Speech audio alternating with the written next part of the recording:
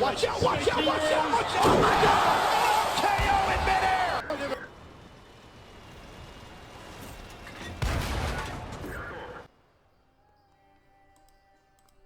Hey, what's up everyone? We're back, finally. I'm here. Hopefully I don't butcher this too much. It's been probably about a month since I've done a commentary, but have a good one here today. Actually played this game yesterday. It's on Tundra of all maps. It's actually have a good game. It's not the highest damage game I've ever posted, but it's just probably the most fun I've had on the game in a month or two. Just in terms of the ending of it. No specific spoilers, but yeah. Let's say we're in the Bulldoge. Not exactly the tank you really expect it from, considering it's kind of a shell of its former self.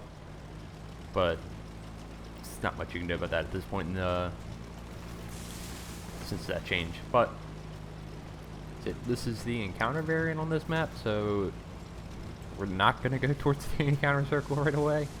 Especially in a light tank, that's not a good idea. Because basically over there is just a heavy tank kind of brawl in the corner. This map is pretty bad for light tanks, if I'm really being honest here. The only thing you can really do is try to spot their hill and spot the Panther up on there.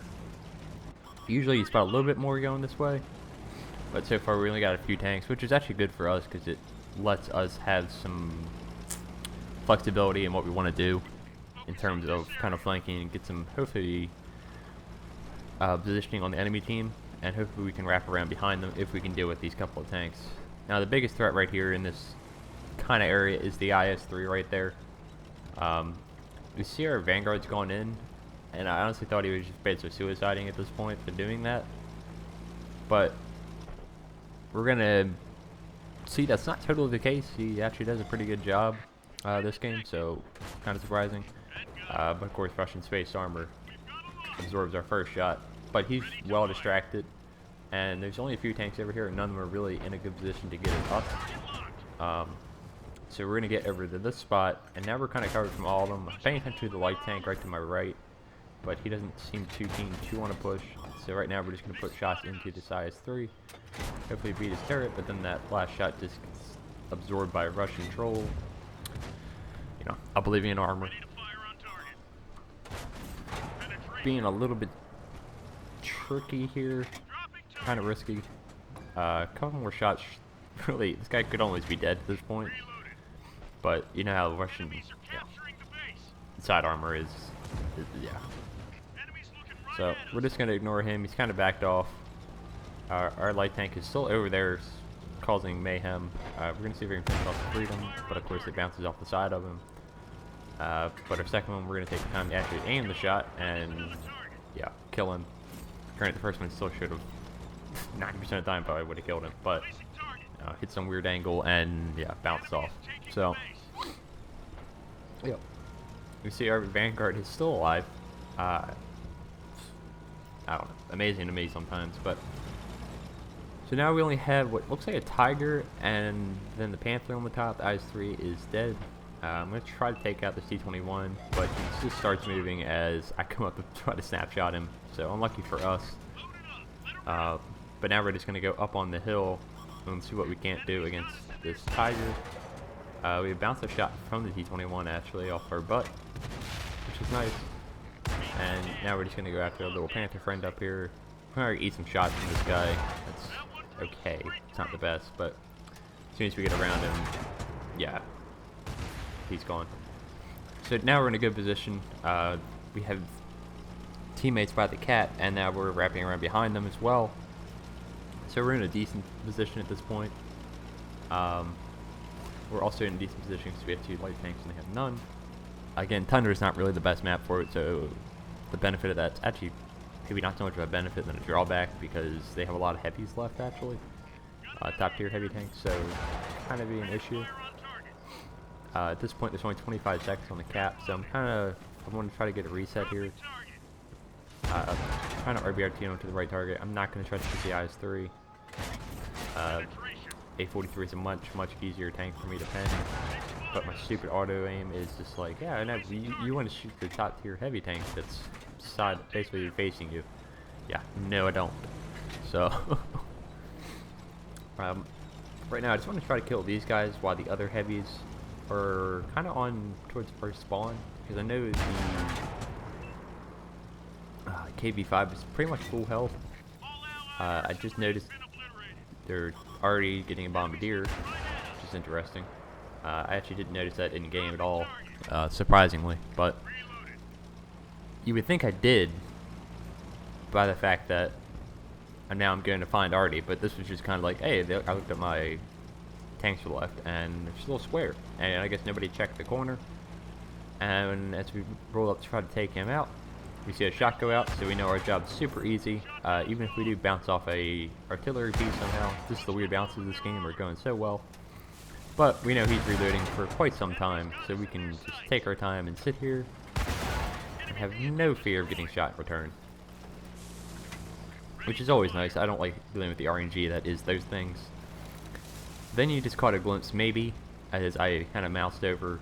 Yeah, the Gornitra KV5 is on full health.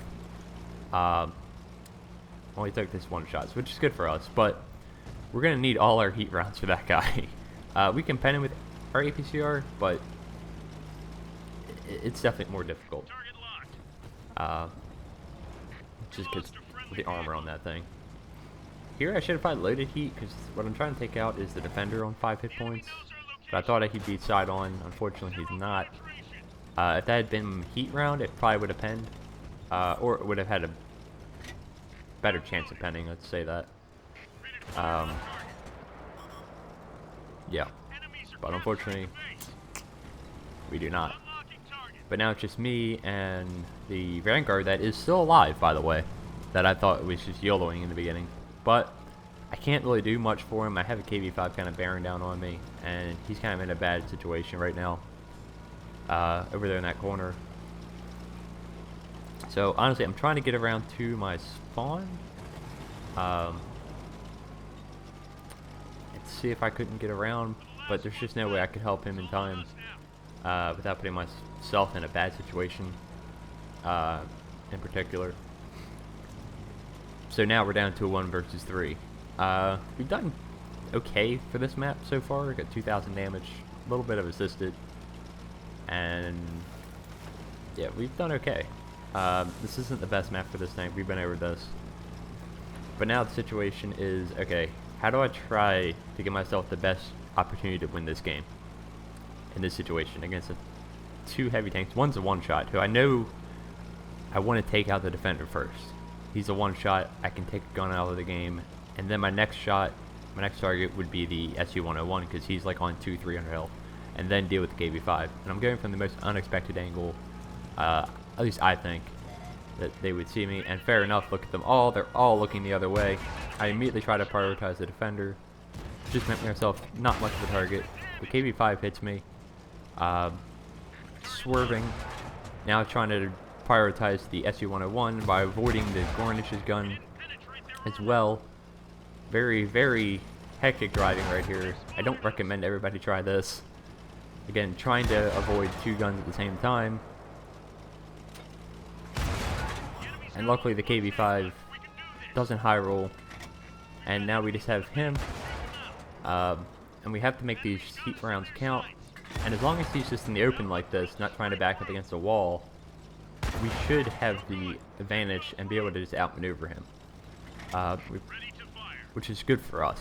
If he keeps us doing this, we can easily outrun his turret and track traverse speed. It'd be nice if some of these shots that are going straight into his side would actually just pen.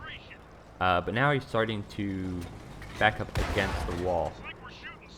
And that's kind of an issue, so we're going to get one more shot here. Maybe one more. Try it, and it doesn't go in. So now we only have 3 heat shells, and now he's backed up against the wall. So now it gets tricky, and now for the next 5 minutes, it's going to be a lot of head games. I'm an obvious one-shot at 26 damage. I was possibly a one-shot before. So luckily RNG saved us a little bit there, but now it's all about using my detection and kind of bouncing about of where he thinks I'm going to come from. There's 3 different ways he thinks I can come from, so I'm just going to try to play with his head a little bit. That's my goal. is to steer his attention and try to make him think I'm coming from one way when I'm really coming from another. I think he's still backed up against that wall, and that pretty much confirms it. Yeah, as you see, now we're gonna have to aim these shots. We're probably gonna have to kill him with APCR. We're not gonna poke again, that would be dumb. So now we're spotted. We're gonna go this way and act like we're going all the way over here. And the reason I don't think I ever go over that center one is because I'd have to go up and over the hill and then back up the hill, which isn't a great idea, because I'd rather be on flat ground. And we tried to hit the weak spot there, so we waste another heat shell, making it just a little bit harder on ourselves. And then we're going to have to rely more on our APCR, which only has 175 pen versus I think the 210 on the heat. And again, you see I'm making the turn there while I'm still spotted, so he thinks I'm going to come from the right. But then I turn around again, and I'm going to go straight. So you can kind of mess with that a little bit. I don't know how to best describe how to know how to do that. It's all situational. There we get a little bit unlucky. He is actually looking that way, so he kind of didn't know what we were doing, but he was looking like just for an instant, so we were able to snap the shot into the R2-D2 pod. And he's still in the cap circle, so I know I can still mess around back here. Again, I've kind of deke and dodged that I'm going that way.